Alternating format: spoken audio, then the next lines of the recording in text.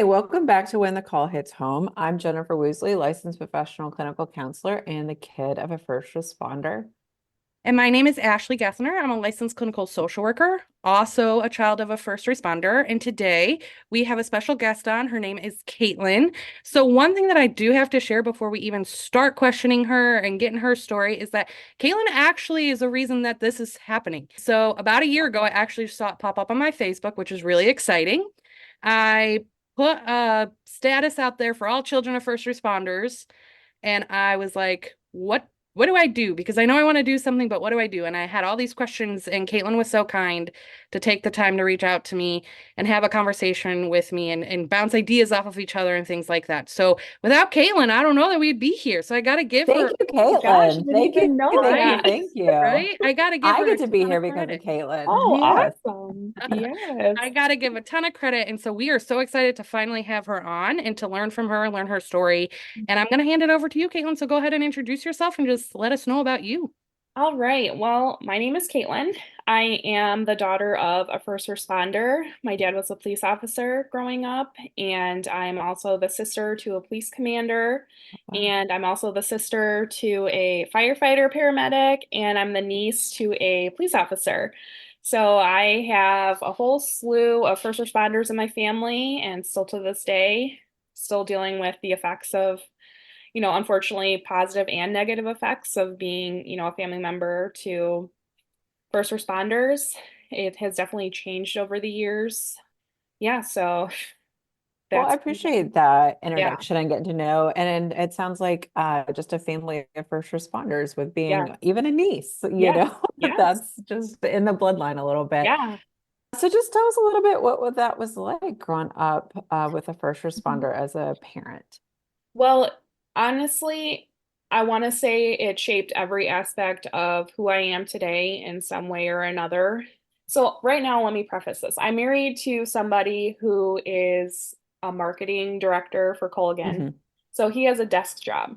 So, I grew up and, my dad was working nights or, he did his best to be present, but I feel like there's so many aspects of his job and it ended up affecting like the dynamic of our family. My parents ended up getting divorced when I was 4, and I think a lot of that is attributed to the stress of the job. My dad was in his prime as a police officer in the 80s and 90s, and then Okay. retired in 2011 from the Hanover Park Police Department.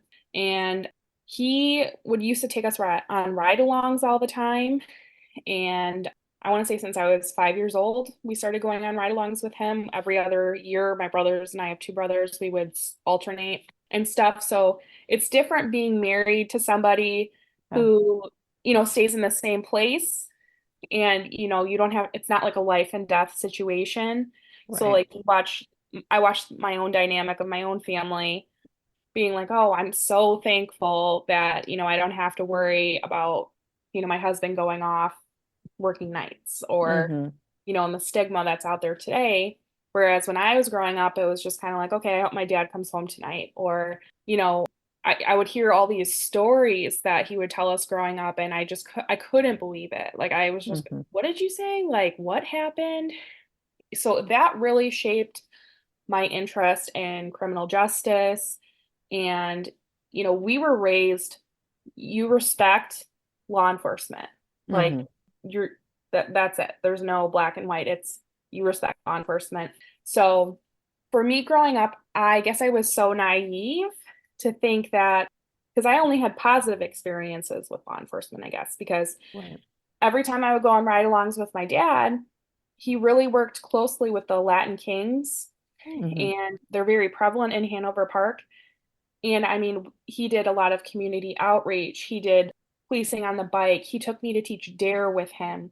Him and his partner rented out an apartment in the one of the apartment complexes where the Latin Kings were like prevalent.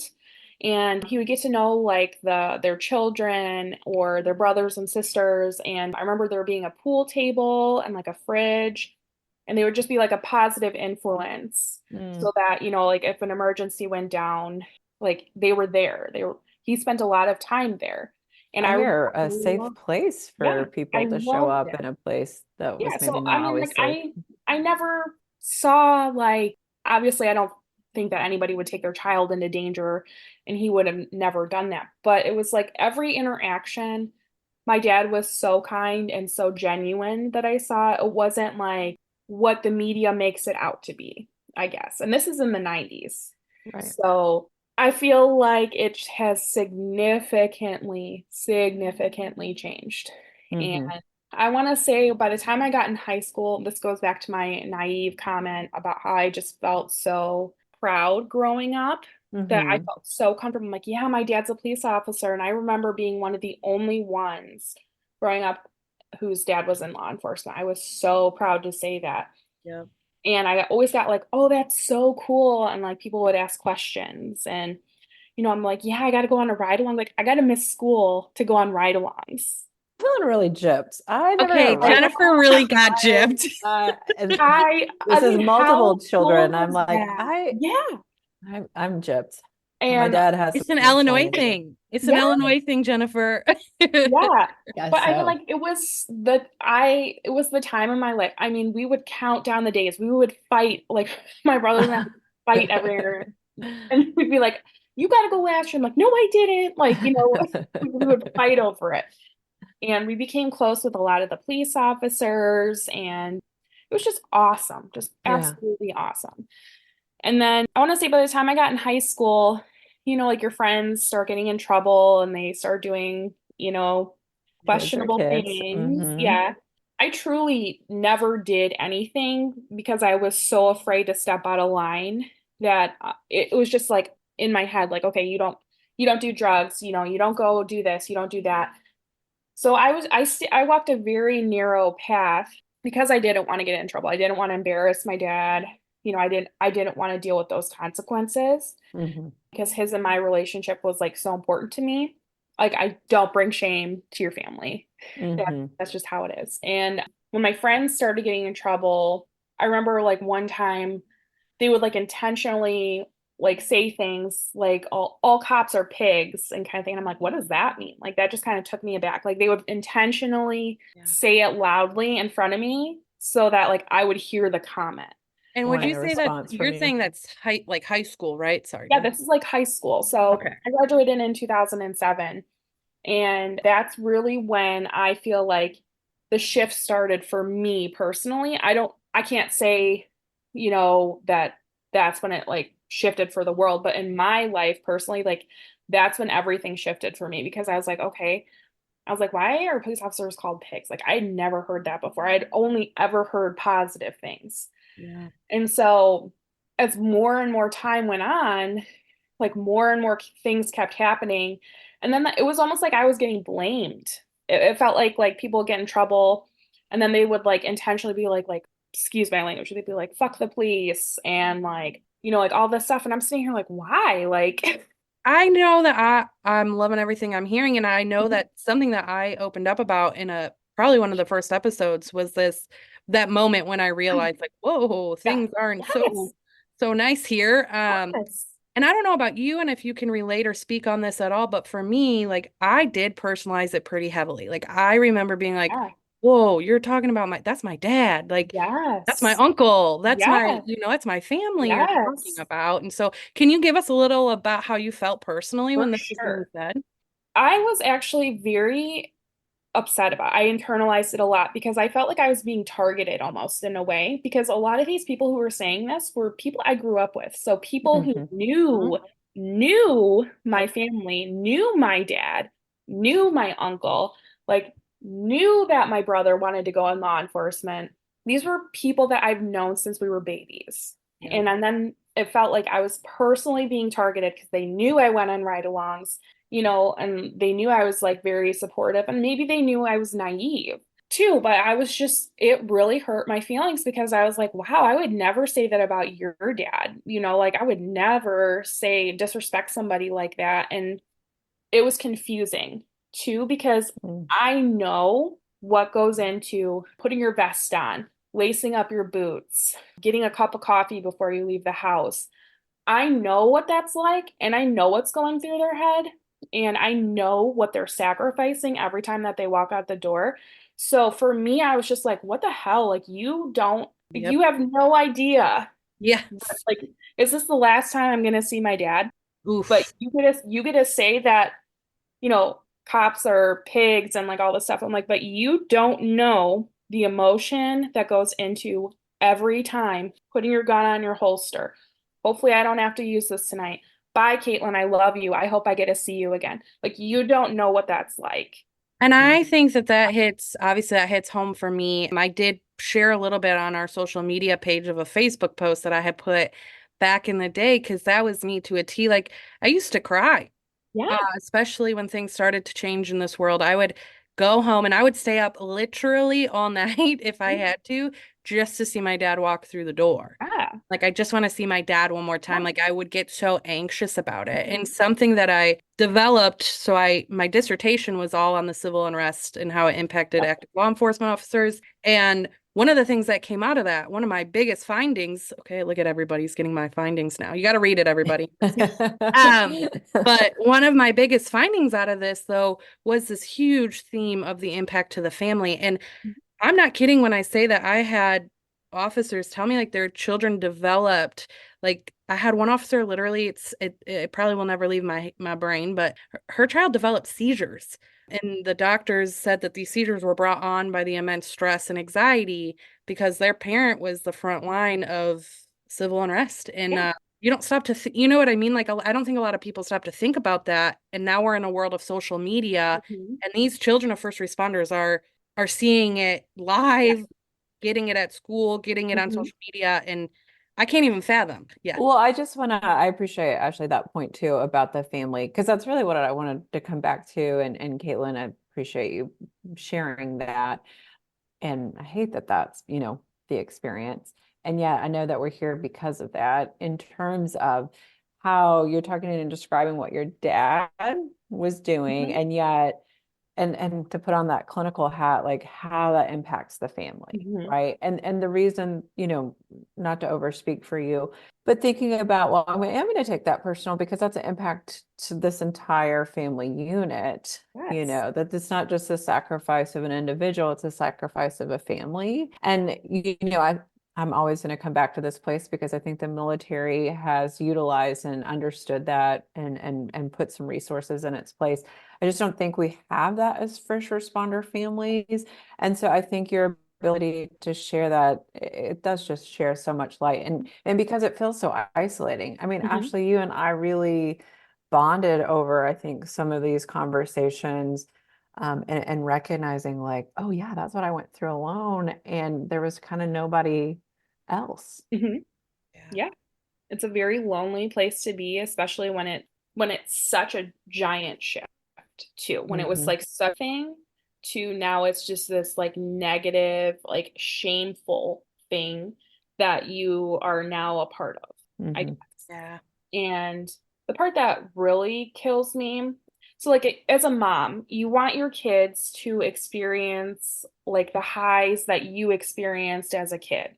Hmm. And I always pictured growing up like, oh, if I ever have kids, I want them to be able to be like, oh, yeah, my grandpa was a police officer, Hmm. you know, or my uncle is a police officer, my uncle is a firefighter, kind of thing. And ever since, so I mean, I had Amelia, my oldest, in 2016. And that's really, I feel like, when things shifted in my mind where I was like, okay, we got to keep this quiet because you don't you can't trust anybody. And you don't know how somebody's gonna react anymore to, oh yeah, my grandpa was a police officer, or oh yeah, my uncle's a police officer kind of thing. And it's just like we got to the point where we're like, for her safety and for her mental well-being, we just told her like, unless somebody like you trust asks you, we're like, just don't tell anybody because and like that kills me because I used to be like my dad's a police officer and I wanted her to be like my grandpa was a police officer, kind of thing, but she doesn't share that with pretty much anybody because we just instilled it in her like just don't say it anymore Hmm. because no matter what, I feel like no matter who I tell it to this day, any association with a police officer, you're automatically deemed racist. Like that's how I feel. And they're like, those are many experiences that I have had where it's like, well, how can you support the police if they're doing X, Y, and Z, to this community of people? And then I'll always say, like, my support for the police is unwavering as long as it's justified. Like, that will never change. A way to put As it. long as I feel that the actions were justified of whatever the circumstance, I will always support them because that is my entire upbringing. Like I said, like you support law enforcement as long as it's justified. Yeah. So I always get that vibe that, I had a hard time. So I'm actually finishing up graduate school and I'm going to That's become a awesome. board certified behavior analyst. Okay. And our field doesn't really have any research with law enforcement. And that kills me because we have so much to offer. And my field is absolutely wonderful with, like research on autism Yeah. and different disabilities and all that stuff. It's an incredible And discipline. Yeah. yeah, so I was like, when I joined the graduate program, I was like, I'm doing something with law enforcement with this. I'm changing it. I am one of the first people in our field at my school specifically that did my thesis working with law enforcement. And I did a lot of research on the different things that law enforcement are trained on. And it's mostly the topography of behavior. So, what does behavior look like? Someone's walking with their hands in their pocket down the street and it's 90 degrees out and they're wearing a trench coat. Okay, what do you think that person's doing? So, that's like the topography of it. But nobody's training police officers on the functions of behavior. There's Mm. 4 functions of behavior: access to a tangible item, there's access to attention, social gratification, there's escape conditions, and of course, I'm forgetting the 4th one. I'm just like so in it right now. So I'll That's get, the way it goes sometimes. Yeah, it's all Yep. good. yeah. Yep. Anyway, I'm just going to continue my thought. Basically, they are not trained on why behaviors happen. So if they see somebody like on a park bench, rocking back and forth, screaming, they're going to be like, okay, this person I need to call an ambulance, but they're not going to really understand why are these behaviors happening. So they're not going to be able to generalize to the next situation. Like, let's say they encounter somebody at the grocery store screaming and pulling their hair kind of thing. They're not going to make that connection and be like, okay, so this is automatic. That was the other one, automatic. They're not going to generalize that and take what they learned from that situation about why the similar behavior is happening in a different environment. So my goal for that was to, if anything, give them more leverage when they're out working the streets and being like, okay, so somebody is stealing a water bottle because it's like 100 degrees here today. Somebody is stealing a water bottle. Why did they steal that water bottle? They had to get access to something. So they had to get access to a tangible. They had to get access to water. So it's showing more of like the humane part of behavior rather than just what it looks like. That's where that profiling comes in. So I want to change that. I actually trained several police officers and I created like a whole training for them on the functions of behavior and why they happen. And then I wrote a whole paper about like civil unrest and the statistics of everything today. I was just trying to knock out these like beliefs that are there that are not true. I even talked to several police officers how they don't feel like profiling exists. Like, especially when when you're going to go pull somebody over, you can't really see someone's skin color in a car 100 feet in front of you. That car had to do something. The behavior of that person had to trigger something in you that you're like, oh, I should keep my eyes out. So I'm going to pull this car over. And then just so happens that somebody is a certain color or a certain gender, something like that. That's where that profiling comes in. And that's where they're like, we aren't profiling people, so it's just, it's Yeah. interesting to hear. Sorry, that was like a whole tangent. You're okay. No, thank you for sharing. Yeah. Jennifer, did you want to add to that? Appreciate it. It sounds like kind of bridging your experience and taking that into how to educate people in their field that's a little bit different. Mhm. I keep coming back to this point. It kind of started in our first episode with Ashlee and her dissertation, but it really sounds like a first responder's kid will take an experience and like go with it much Mhm. further. I Mhm. don't think that we are usually brought down by situations. Mhm. Like we take from it and say, okay, I'll make something positive Mhm. out of this. We sure do try to figure it out, don't we? Yeah, because there was no sense made of it growing up. It was just kind of like, okay, this is the situation, or you're kind of just left to your own devices to figure it out as a kid. And it's confusing, especially like again, as you're getting older and then it's shifting to a negative experience. It's so confusing because you're like, what just happened? Right. Because in my eyes, their profession is so noble that I can't imagine. I guess I should preface it with this. So, my younger brother went into the military before he became a Okay. paramedic firefighter. Wow. And I remember he was 19 and he went straight into the Navy. And we were always so close growing up, my brothers and I.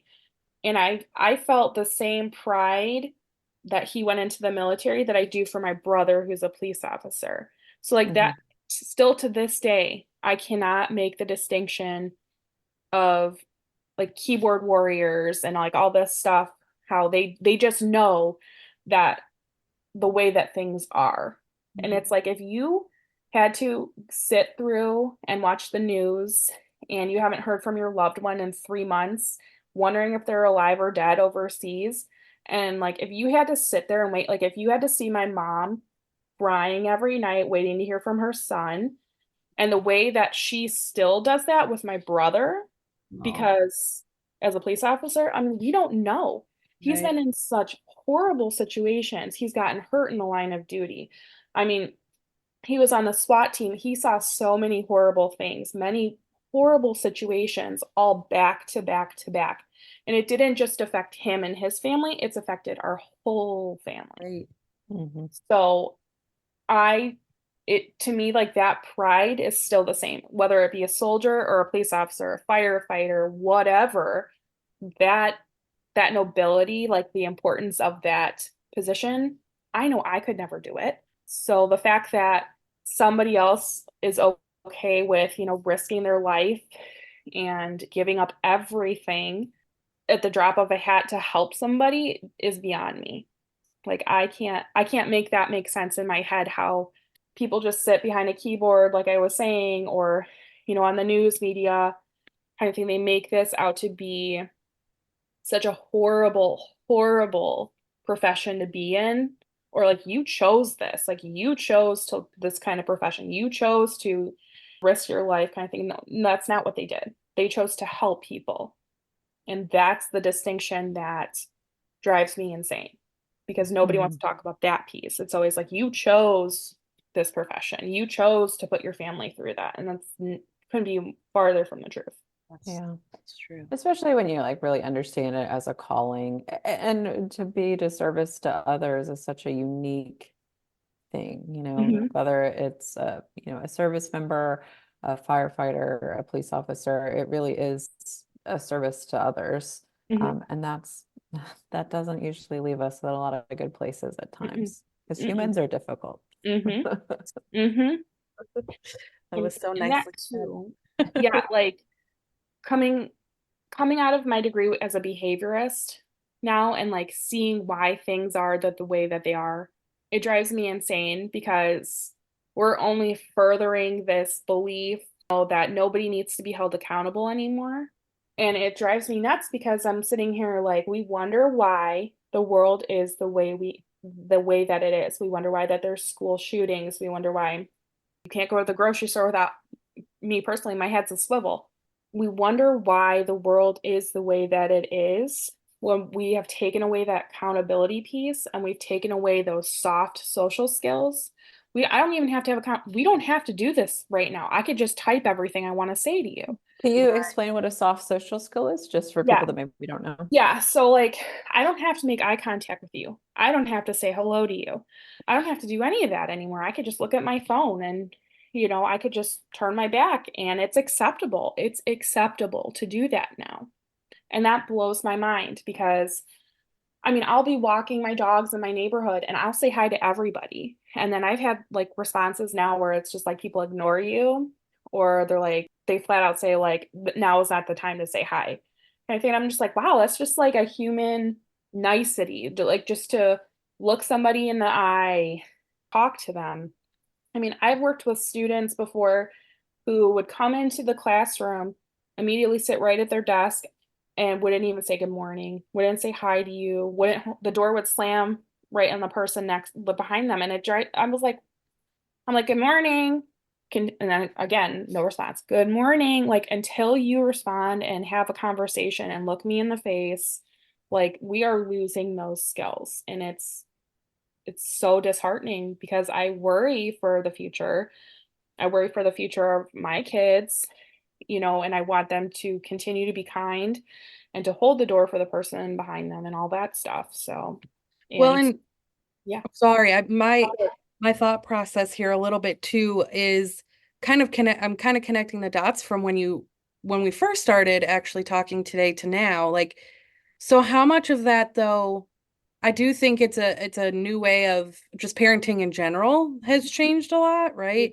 And then I wonder how much of that is the way we were raised, right? And then how much of that falls back Mhm. on Mhm. like first responding and stuff like that, or maybe generational things. I don't know the exact answer, but what I know is that it goes back to like respect being the baseline of what it's like to be raised by a first Yeah. responder. At least that's what it was for me. Mhm. Mhm. That's what it will always be for me. And so then yes, I feel the exact same way, but then I'm always torn on what is that because of the way we were raised and who we were raised by? Yeah. And of course, I do think as a child of a first responder, we feed into the more strict kind of parenting roles that we had.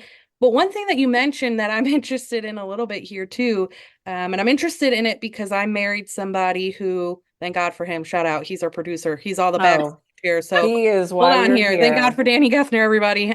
But he didn't have any experience Mhm. with a first responder, right? So he's complete opposite world than I am with this. And I wouldn't say that he's disrespectful by any means. I mean, he's still a respectful human and his parents taught him that.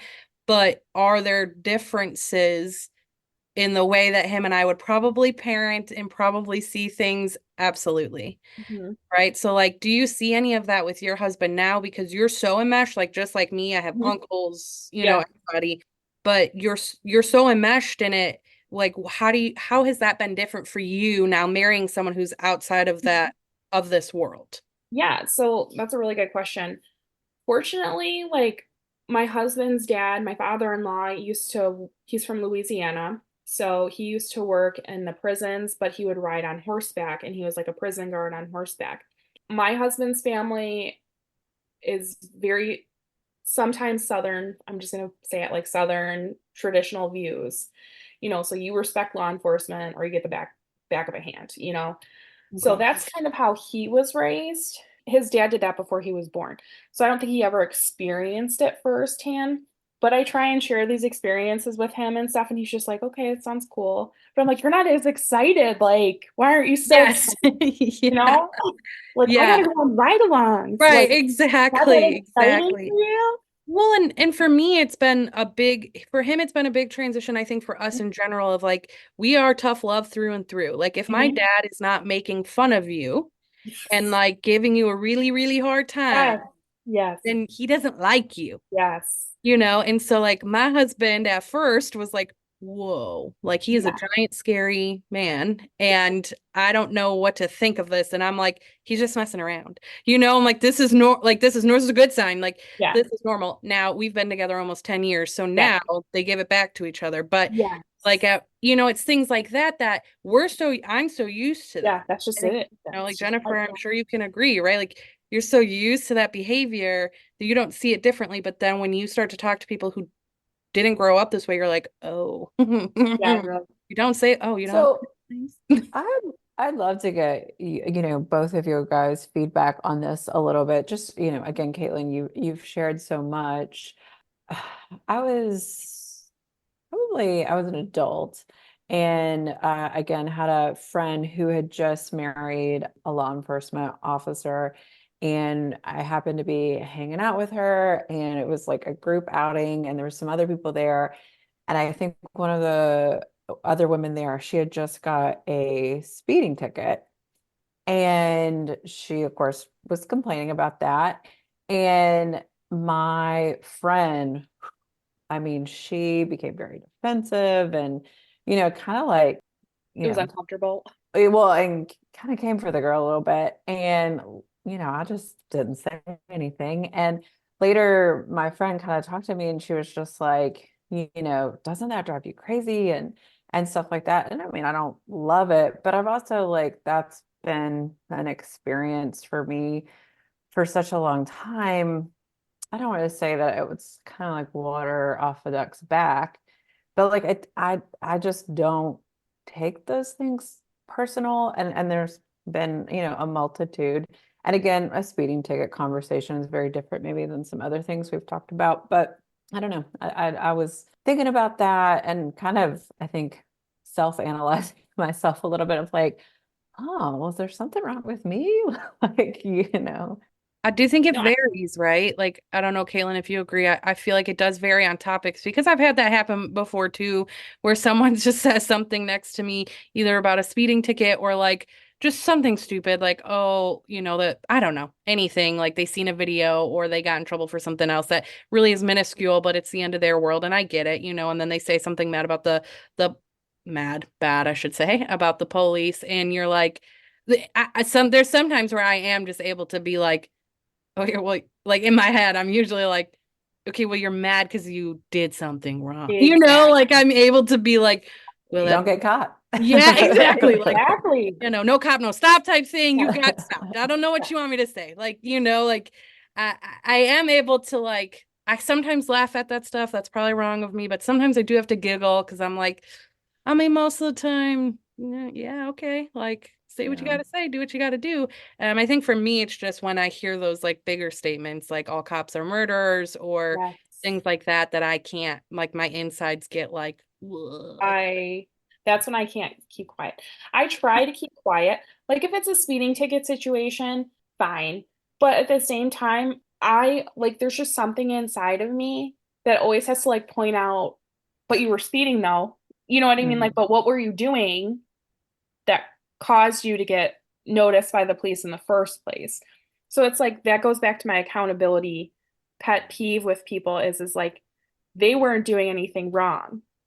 The police just, happened upon you and just decided to give you a ticket kind of thing. I will say really fast though, like, because I've been talking a lot more without my clinician's hat on today than I usually do, and putting that back on for 1 second here for sure is that like there is beauty though in what I have learned to like learn from other people and to Mhm. understand their perspectives on it and to have Mhm. the open dialogue and to because my view isn't always correct, right? Or my Mhm. thought process and I do love to be able to have those open lines of Mhm. communication and talk. And what I Mhm. find is most Well, of the time when I'm able to do that, we find such common ground. Yeah. And it's yeah. as simple as talking. Mhm. Well, and I will say this too, and I definitely know I'm the odd man out here, but I think in that whole breath about having, conversations, and it's important, in us having these conversations. I will say, and having a clinical hat, some of my experiences professionally were in places where unfortunately people and a lot of times children had really bad experiences where the police were there. Mhm. And I didn't have any control over that, especially Right. children, they don't have control over that. And so, I really professionally drew a pretty strong line about not letting clients don't really need to know that much about my personal life anyways. We're not Mhm. here to talk about me. When we show up to therapy, it's about, what's going on for you. But I definitely had a lot of awareness about that, and that people do have bad Mhm. experiences, or the police show up on the worst day of their lives. And so, just some of that kind of contentation. And I also, want to point out as well, even with the speeding ticket Mhm. piece, humans don't love accountability because Mhm. the feelings that brings Yeah. up with them, right? There's Yes. shame, Mhm. judgment, all that stuff. So it's Mhm. much easier to project. blame this uniform, because that's truly, Yeah. you know, you don't know anything about that human Mhm. being, right? Because that's a Mhm. whole different conversation if Mhm. we know a human being. And so I think that those are some of the things that we can get patterns in. And so I didn't have a lot of, like, that wasn't a hard choice for me. But I guess it was because I'm putting on this professional hat and because of what my profession is, like if I worked in marketing, like your husband, Yeah. I might Mhm. have paraphernalia all around that said, or a t-shirt that said, kid of a cop and Yeah. stuff. But so I think probably my experience is a little bit different because of Mhm. that. Well, and I Mhm. think too, like, and that's the way I think this podcast is hard for that reason, right? Because my heart and my passion is like really wanting this for children of first responders. So I always play two separate roles. I think Jennifer, you do too, right? Like on here of I want to speak as a child of a first responder. Then I have my clinical hat. My clinical hat is going to be completely different, to be honest, than I shouldn't Right. say completely different, but like different than my viewpoints as a child of a first responder. And I've had to do a lot of work with that, Mhm. and like not I have had to separate that and do Mhm. that my own work of Mhm. like I want to learn from people no matter what they believe Mhm. and work with them, and I think that that's also a beautiful thing about the careers that we have that allow us to do those things and to Yes. understand. I do look at a lot, and this is going down a rabbit hole that we are not going down today.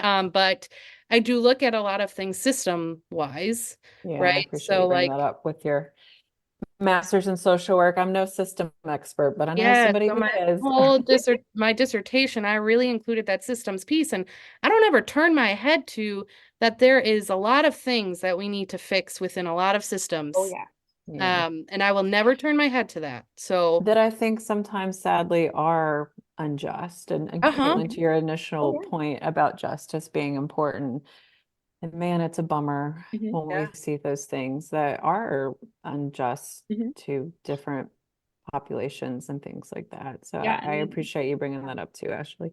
Yeah. we definitely need to like validate, somebody's experience Mm. and understand where they're coming from. So like professionally, like when I'm working, I will 1000% do that. But Yep. like when I'm out with when I'm like out with somebody, and then they're just like berating like Yeah. law enforcement, that's when like that switch goes off on me. I'm like, okay, you said what you need to say, now you can listen to what I need to say. I love Yeah. that you said it like that because that's where my brain has been. I'm like, yes, Yeah. like like in my zone of a therapist, I can do that. I Yeah. will do that A 100%. thousand I will percent. validate people. I Yeah. will, in Yes. my zone of like a child of a first responder human Yes. outside of my office, like Yes. sometimes I struggle. Yeah. And I really do struggle with that. I'm never not going to be kind or come off like abrasive about it. I do want to hear what you have to say. But it when it comes down to what I always feel like when it comes down to what I have to say, there a lot of people aren't responsive. Like their view is correct. Like their experience, their beliefs on law enforcement, nothing I say is going to change that.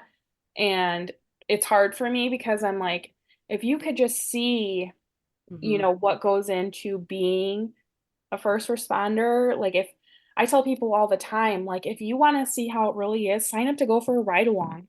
Yeah. Go talk to police officers. Go, I mean, they love to talk to the community. They love to shed light on what they're doing. A lot of them are trying to be more pro community, like opening the doors Oh, and like Yes. welcoming people in. I'm my daughter's Girl Scout troop leader. I work really closely with our police department, and they've become some like really, really good contacts, and they're really nice people, and we enjoy seeing them. They want to work with the community to kind of be more transparent. So He's a big when I have these conversations with people, I'm like, okay, but have you ever sat down? Like, have you ever taken the time to sit down with somebody and like listen to what it's like or imagine the experience of the person? There are officers who are bad. Like there are. They're always going to slip through the cracks. That's never going to go away. But 99% of the officers out there genuinely want to help. So it's like when you can't take the time to put yourself in someone else's shoes, and I feel like, again, that's where we're failing as a society. Everyone is always right. Like their view is right. my view is right, your view is right. Nobody wants to take the time to sit back and be like, okay, wait a second. Maybe what you do have to say really could change my viewpoint on something. So it's really hard for me to sit there when I'm not being a professional and being like, okay, well, did you take the time to talk to somebody? Or if like you had these experiences, did you go and talk to the police department before you posted a complaint on Facebook?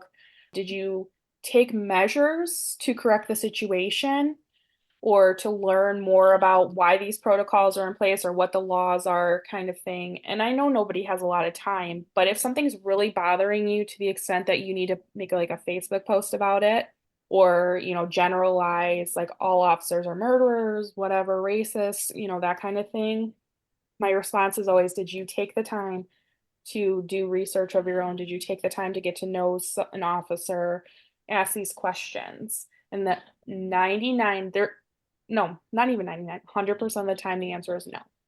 I have not taken the time to do that. So it's like that's where what gets frustrating for me. Well, and to come back, I think, I don't know how you felt, Caitlin, and this is totally me being a therapist right now, Yeah. but I think to have a place to talk about this and to say this is your experience, and I don't think that you're completely alone in that experience. I hope that's helpful, Yeah, that as yeah. kids of first responders, and I say Mhm. kids, like I'm an Mhm. adult now, but yeah, I mean, there were people complaining when you're young, and how do you have the things to kind of filter and understand? Right. And then we talk about, the complexity of a culture today where there's so much information. Mhm. I'm kind of glad I'm old, I know. I so know. Totally know. yeah. So I do like I agree with what you're saying because that's the point of this, right? Is like Yeah. that safe space. It was obviously my personal experience mixed with my dissertation and getting all this information from that made me realize like we as first responder children don't have a platform to put any of this, Mhm. right? And Well, and then clinically my brain was like, and that's not okay. Like that's not okay. We all need a safe space to be able to do Right. something like that and to relate.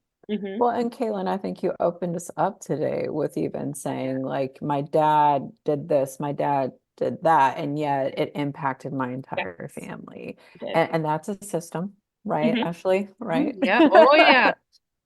Families are Mhm. systems, and again, it's a service, it's a duty. And so, seeing that sacrifice and its impact, and knowing like, hey, there's not been a place for people that are first responders, kids, to kind of talk about, because those aren't necessarily choices we made. Right. you know. So, and yet there's still that impact. So, Caitlin, I just thank you for that, for being so open and Sure. sharing.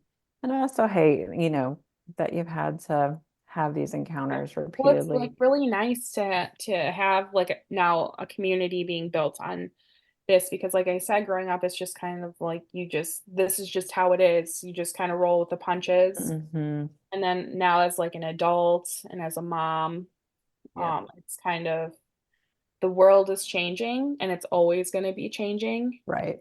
It's just hard when your experience is so it's kind of rare, like to know Mhm. people, to know so many people that have grown up with like law enforcement especially, or any kind of first responder. It's hard to come across these kinds of people because most of the time like our experiences are going to be similar.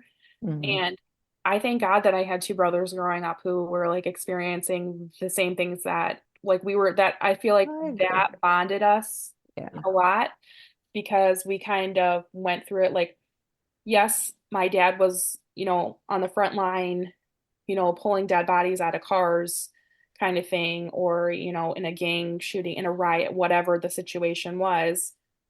But that still was brought home in some way or another, whether it Hmm. be, he was quiet or just like that.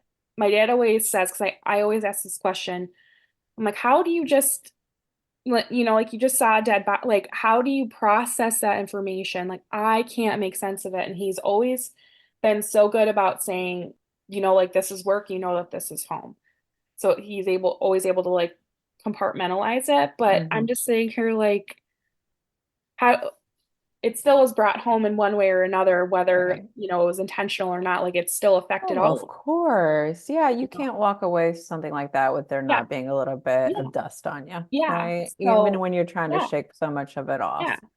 And Hmm. like we always loved hearing the stories. It's still to this day, like I still love hearing stories and whether they're good or bad. It's just amazing to me, like some of the calls that they get. Somebody wants to hear these stories or they don't, those the trauma, it's like a secondary trauma. Like you're still processing, like that was my dad who saw this, Hmm. or that's my brother who went through this. Yeah, Still trickles down no matter what. Well, I absolutely. hear that so much love that you have for your dad and your Hmm. siblings. And Hmm. and we do survive childhood with Hmm. siblings, that's Yeah. for sure. Yeah, Yeah. me too. It definitely brought us closer together growing up because we just all like we knew the situation. Like it was just kind of Right. like we just Yeah. had to stick together. And then, you know, this really shaped my brother going into law enforcement. And I mean, he's just moving up the ranks so quick. And, you know, he's been on these horrific calls and all this stuff, but he's also been on like good, positive experiences Yeah, of too. And course. it's just, it's a lot. So, and it's hard to see. And even my younger brother now is like a firefighter, paramedic, even and being a soldier, like you see the shift in them. Like it's, Mm. you can just see like that they've been through stuff, that they're trying to process stuff. Is that a pretty hard awareness that you see, like a shift or Um, a change kind of? yeah, I want to say it's like you still try and be there for them as much as you can, and you know they have their own families now and like their spouses and stuff, but there's always just this connection that you have with your siblings that you just Hmm. know, just some of the stuff that they have gone through. I can see it. I Yeah, don't know how to explain it. It's just the wear and tear and like the mental aspect of it. You could just kind of see a shift. It's hard to watch, but I mean, of like, there's course. still the same people that Of course, of love, but there's course. still like, you know, that, you know, they've been through it. And Yeah, it's kind of hard to watch that, Yeah. yeah, just to know, like, somebody hurt my brother. Like, that's my brother. Like, it kills me to know that somebody hurt him, or that there's certain call that like my brothers had to see, or, you know, something like that. Like, it's hard to put your head around that. What Absolutely. other profession are you getting hurt like that? um, Absolutely. So it's I hard to. think the thing of that is that, I don't know that we'll ever get our heads around those Yeah. kind Hmm. of situations. And so Hmm. that's the hardest part of Right. it for sure. And Hmm. again, I think it's so beautiful how much you love and care for your brothers. As being a sister, it's kind of a nurturing role Yeah. in its own way. Yeah. So yeah, you're kind of it's your baby brother, you're Yeah. seeing him kind of grow up Yeah. and like, wait, Yeah. what happened? Yeah. Yeah.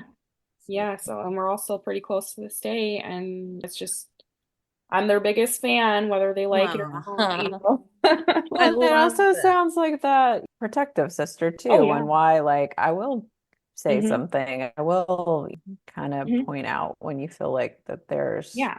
maybe somebody saying stuff that's you don't agree with. Yeah. It's like, So, it's hurtful in a way. hmm. And like, Hmm. too, like Ashley, I know your parents got divorced too, but like, that also bonded us because like we were so young when my parents divorced that that kind of like we just kind of stayed close growing up, and like we would see our dad every Sunday.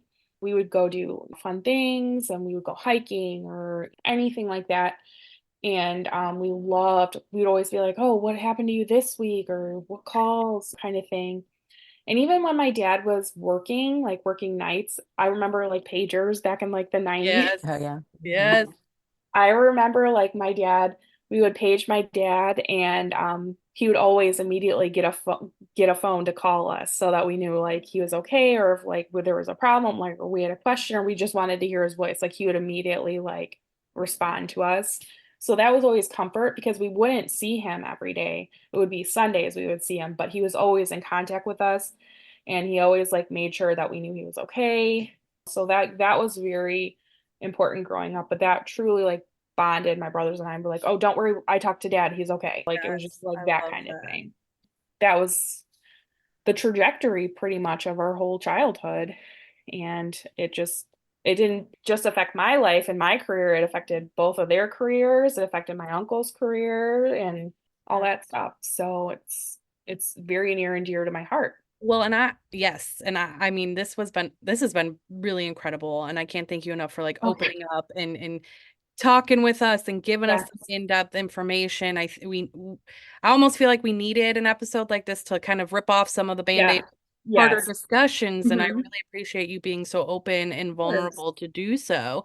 And one thing though that Jennifer and I really love to do those before we end, we like to get a funny story. Oh So yeah. if there is anything that you do have funny story wise, please share with us so that we can share that with everybody else. Oh my gosh. Well, I'm going to tell you about one of my dad's calls that Okay.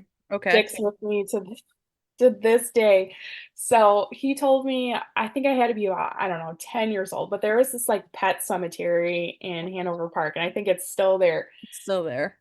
And there, my dad said it was like a dark and stormy night. It was like thundering, and it was like October, like totally Halloween. And he was working nights. Well, he kept getting these calls about a man wearing a trench coat that was jumping out into traffic, and he was naked under the trench coat. And he was like opening his trench coat. Yikes. He would jump into the pet cemetery. So Mm. my dad was by himself, and he had to go, like I think this guy did it like 3 or 4 times. And of course, my dad pulls up in the cemetery and everything. I just remember like laughing so hard. I remember him like explaining how his like flashlight was like shaking because he was so scared. Because it's like a pure like Halloween, out of He Halloween said, kind of. this is like the Michael Myers movie Yeah. that I'm involved in I right now. I can't remember. I don't think they found him. I can't remember, but that's like one of the stories that always sticks out with me. Is just like the detail that he went into about like how his like flashlight was Oh, like mhm, shaking, and mhm. just that this man was jumping out in front of cars naked, like, and then on a while it's thundering. It always cracks me up to hear them like have those moments and to hear stories from our dads. My dad's petrified. He's gonna kill me. My dad's petrified of bats, like petrified of bats, and his department sent him on purpose to a Yeah. bat in the house call. And like Uh, listening to my dad, like he literally said he walked in and the lady was like, "You have to get it," and he was like, "You have to get it." So, like listening to him be like, he was just as scared as the woman Yes. was, and they both tried to get this bat out of her house. Yes. But And that brings me back to like even to this day. So my brothers both work for the same department. So half of it's fire, half of it's police. But like the fire and police banter between the two is just Oh, I can't imagine. unbelievable. I just sit there and I'm just like laughing so hard because I'm like, what? Like what? Like what does that mean? Like they just make fun of each other like you wouldn't believe. to be honest, I kind of love it because even I I work love with it. all first responders, and so sometimes I'll like take the little pin out of the grenade and hand it over. Like Yeah. we're very blessed at my office. Sometimes people love to bring in gifts, right? Like donuts for like Yeah. everybody or whatever. I had a firefighter bring in like these like specialty donuts. And so then one of my police officers came in and he will sometimes bring in Dunkin', but I was like, "Oh, I'm sorry. Like, did you not see that the firefighters have taken care of us today? Like, but look what they actually gave us, like not just Dunkin', Yeah. The and then it good was like, stuff. oh, no, you didn't." And I was like, Oh my, I had to do I it. I know. had to do Just some of the it. jokes that they say, I'm like, oh my God. Oh, it's just incredible. I love it. It I brings love so it much too. joy. And that's the fun part about being Yeah. a child of a first responder. Yes. Yes. Understanding all Mhm. that and hearing these things and their Yeah. stories and getting the humor and Yeah. being a part of it for Yeah. sure. But Yeah. And we love our firefighters here We at we when love the our call hits home. firefighters. Yeah. Since Yeah. we're just Absolutely do. Yeah. My older brother's always like, oh yeah, everybody loves a firefighter, Mhm. So it's just so funny. I love it.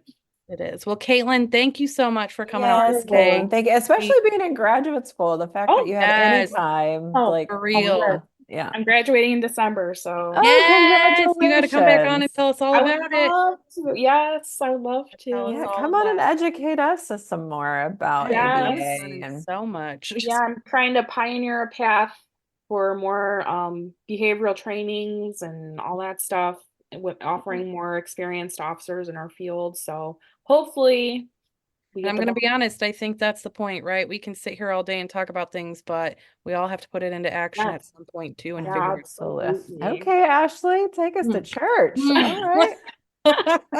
That is the truth, though, for Yeah. sure. So, if anybody's listening and is interested in Caitlin's Yeah. program, reach Yeah. out. Yeah, absolutely. All right, Caitlin, we'll talk All to right. you later. Thank you so Thanks much for so coming on much. today. It was a All pleasure. right. Bye. Bye. Bye.